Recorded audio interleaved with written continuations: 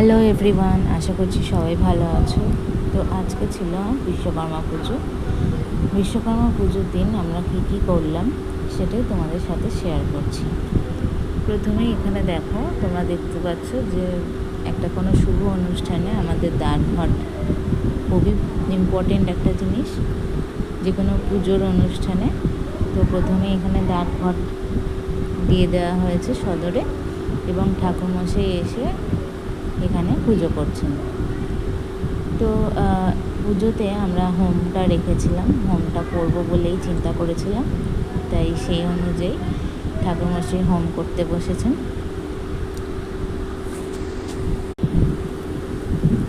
খুব সুন্দরভাবেই হোমটা পরিপূর্ণ হয়েছিল। আর এই ছিল আরতির পঞ্চপ্রদীপ। বিশ্বকর্মা ঠাকুরের কাছে কিছু অস্ত্র দিতে হয়, সেই হিসাবে কিছু অস্ত্র দেওয়া হয়েছে।